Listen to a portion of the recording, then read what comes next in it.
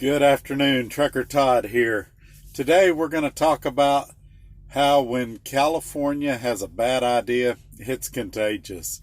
But before we do, I want to tell you what's coming up next. Several people have asked me, what do I actually make working for Roadrunner Freight? I've been over here just over 3 months now, and so in my very next video, I'm going to reveal what I actually make from Roadrunner Freight. Now, this is not my entire household income. I have other sources of income outside of Roadrunner. But in this video, I'll tell you exactly what goes in the bank, and I'll add advances in there and things like that so that it's a real, true, fair, and honest deal about what I've made at Roadrunner. And I'll try to include how much time off I took during that time and things like that so that it's really fair. So what you want to do is make sure you're liked and subscribed so that you'll get a notification when I put that video out, especially if you're one of the people that's been asking about my income or how I'm doing at Roadrunner. You'll be one of the first to know, so make sure you're in for that. You can also share this video we're doing today or the upcoming videos, really any of my videos, on your social media platforms or with friends or colleagues that you think might be interested or could benefit from this information. But today what we're going to talk about is California specifically, and then we'll move to other states, and how when they have a bad idea, it's contagious. Sorry about that, I had a phone call. A while back, I believe it was, well, let's just say, it was signed into law September 18th of 2019, but obviously it started prior to that.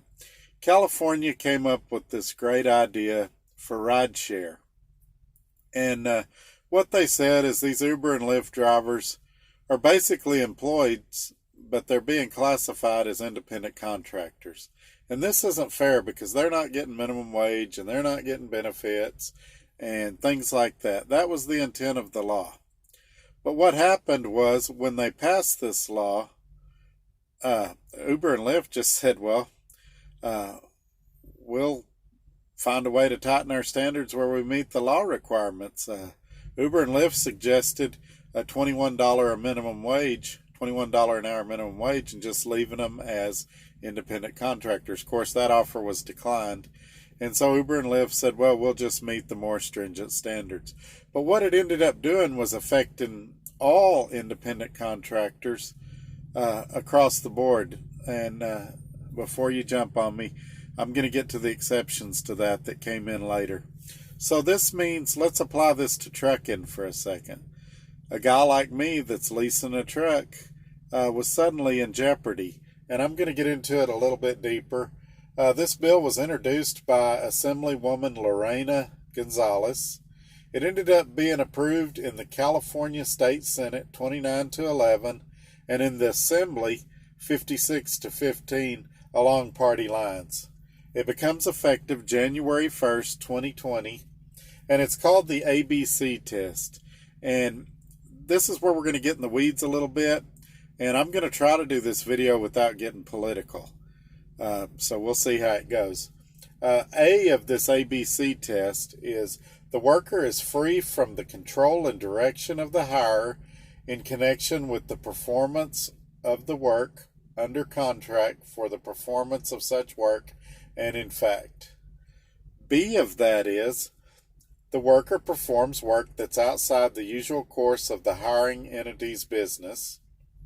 And C is the worker is customarily engaged in an independent, established trade, occupation, or business of the same nature as the work performed for the hiring entity.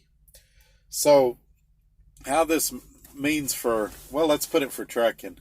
Like I said, again, this is really complicated, and I've stayed away from this story until now for several reasons. For one, it is very complicated. And two, I didn't want to get political. And so that's been the two main reasons I've avoided it. But there's new information. As the title of this video says, when California has a bad idea, it's contagious. Think of CARB and all the other silly regulations that's come out of California and how quickly other states adopt these well-intended ideas that end up hurting us one way or another. Um, the main thing that this does to trucking is if you're leased to a company and that company is providing you with freight, um, you may be considered an employee under California law now. Now, this law also gives the state the right to sue companies. It also gives the California Attorney General and local prosecutors the right to sue companies. And here's how companies are responding. So far, Prime and Landstar have said if you live in California, you can't be a contractor for us starting January. They sent them out a letter, and what they're saying is you'll either have to change your driver's license to another state, move out of California, or we're going to break your contract. And to be honest, I expect several more trucking companies to follow. Proponents say that this law would give workers minimum wage, overtime, sick leave, unemployment, and other benefits. The state says that they estimate they'll collect an additional $8 billion in payroll taxes. And in my opinion, I think that's the main reason for this. California, their economy has been in shambles for years, and they're always looking for a way to make a quick buck. I think we could all agree, anybody that's been in trucking very long, that their DOT fines are probably the highest in the country, or right there near the highest in the country. The banning scales in California are famous for the outrageous fines and things that happen there. I don't know if they still do it. One time they were selling t-shirts there that said, "I survived the banning scales." And I don't know if they still sell those shirts or not. But they're actually bragging about how much they fine truck drivers there. All right. Now, opponents say that this will increase labor costs 30% and that it will be a higher cost for products and services in California and reduce service and flexibility for drivers. Now, the people that are exempt from this, and I thought this was real convenient too: doctors, dentists, psychologists, insurance agents, stockbrokers, lawyers, accountants, engineers, and real estate agents.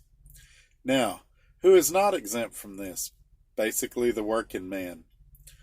Think about who does Uber and Lyft. Middle class people, for the most part, that are just trying to make a little extra money to support their families. Truckers, again, middle class people that are just trying to make a living to support their families. And I have no doubt this law was well intentioned, but it's going to have unintended consequences. Now, as I said in the title of this video, anytime California has a bad idea, it's contagious. It started in New Jersey. New Jersey is trying to adopt a similar bill as California's AB5. The main difference between New Jersey's and California's is the B clause. And what they changed in that is New Jersey allows the employer to classify workers as independent contractors if they perform services outside the usual course of business or if they work outside the office. So this may not affect trucking as much in New Jersey because truckers obviously work outside the office. That's just my opinion. I'm not a lawyer, but based on what I've read, that's just my opinion. Now, here's what I meant by it being contagious. New York, Colorado, Oregon, and Washington are all considering similar regulations. Now, I got this from this article from fortune.com, and I'm going to include a link down in the description if you want to read the article yourself.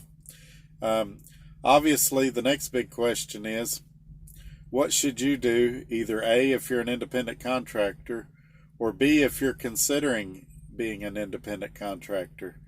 And also, how does this affect me and how do I see this going? All right, let's start with what you should do if you're an owner-operator or a lease operator. Well, I know companies like Western Flyer Express sometimes they'll have their guys sign leases up to 5 or 6 years.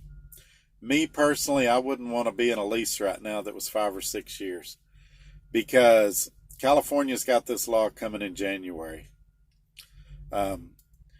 We can all live without California. You guys know what I think about California. And New Jersey's probably going to have something similar in the next year or two. These other states are going to have something in the next 3 or 4 years. This is going to spread like every bad idea California has.